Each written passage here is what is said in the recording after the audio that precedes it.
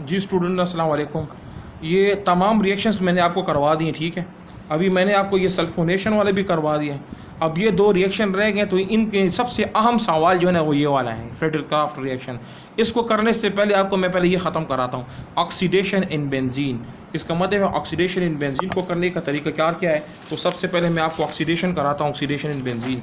आपको ये पता होना चाहिए कि ऑक्सीडेशन इन बेंजीन का मतलब क्या है। इसका मतलब एडिशन ऑफ ऑक्सीजन है कि ऑक्सीजन को ऐड करना है और रिमूव करना है हाइड्रोजन को। तो कैसे किया जाता है, मैं बेंजीन की एक फॉर्म लेता हूँ, ठीक है। जिस तरह मुख्तलिफ़ शक्लें होती हैं, पानी की मुख्तलिफ़ शक्लें होती हैं, तो बेंजीन की भी मुख्तलिफ़ शक्ल है। तो बेंजीन की एक शक्ल ऐसी है कि जिसमें उसके पास हाइड्रोजन ज़्यादा है। तो हम क्या करते हैं, जहाँ पे हाइड्रोजन ज़्यादा है तो वहाँ पे हमें ऑक्सीजन की ज़रूरत होती है। तो मैं बेंजीन की एक शक्ल बनाता हूँ, ये हमारे पास बेंजीन, ठीक है। ये मैंने बेंजीन बना दिया, लेकिन ये ऐसा बेंजीन है, ऐसा बेंजीन का स्ट्रक्चर है कि जिसमें हाइड्रोजन की तादाद कम है। लेकिन अगर मैं इसके ऊपर लिख लेता हूँ CH3। अब ये ऐसे बेंजीन के डेरिवेटिव है, बेंजीन से बना हुआ ऐसा एक कंपाउंड है कि जिसमें हाइड्रोजन की तादाद ज़्यादा है। तो इसको टॉलिन कहा जाता है, टॉलिन, ठीक है। ये हमने ऑक्सीडेशन इन बेंजीन के उस डेरिवेटिव को लेना पड़ता है, उस कंपाउंड को लेना पड़ता है कि जिसमें हाइड्रोजन की तादाद ज़्यादा हो। यहाँ पे देखिए CH3 है। इसका मतलब है हमने यहाँ से 2 हाइड्रोजन को निकालना है और ऑक्सीजन को ऐड करना है। हमें इसका मतलब है कि मैं इसके अंदर कंपाउंड डालूँगा। हम ऑक्सीडाइजिंग एजेंट को इस्तेमाल करते हैं, K2CR2O7, और इसी तरह हम इस KMnO4 यूज़ करते हैं। एक ऑक्सीजन ये इसको देता है और एक ऑक्सीजन ये इसको देता है। तो इसका मतलब है यहाँ से 2 हाइड्रोजन निकलेंगे।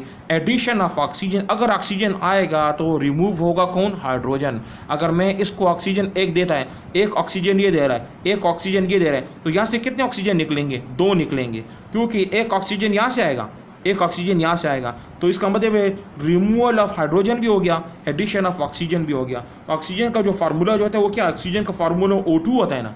अगर मैं 2 ऑक्सीजन को डालूंगा तो यहाँ से 2 हाइड्रोजन रिमूव होंगे। तो मैं क्या करता हूँ, रिएक्शन को मैं दोबारा इसी तरह लिख लूँगा बेंजीन को, ठीक है। यहाँ पे C लिखता हूँ। अब यहाँ से मैंने क्या किया, 2 हाइड्रोजन को निकाल दिया। जब 2 हाइड्रोजन को निकाल दिए तो 2 ऑक्सीजन अंदर आ जाएंगे। तो ये देखिए 2 ऑक्सीजन अंदर आ गए कि नहीं। इसका मतलब है 2 ऑक्सीजन इसमें ऐड हो गए हैं और 2 हाइड्रोजन यहाँ से रिमूव हो गए हैं, क्योंकि आपने ऑक्सीडेशन की है, ठीक है। तो इसका मतलब है कि आपके पास टॉलिन है, उस टॉलिन से आपके पास क्या बन गया, बेंजोइक एसिड।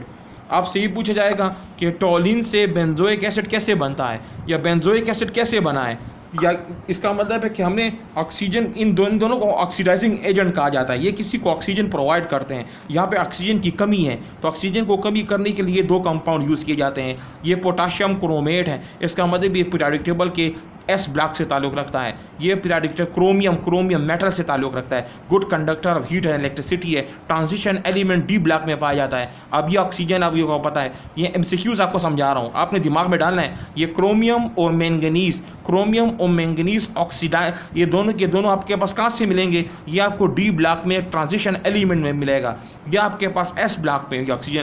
तो एक ऑक्सीजन इसने दिया, एक ऑक्सीजन इसने दिया, यहाँ से 2 हाइड्रोजन रिमूव हो गए, वहाँ पे ऐड हो गए, तो आपके पास बेंजोइक एसिड बन गया। समझ आई आपको। Thank you so much. अल्लाह हाफिज़।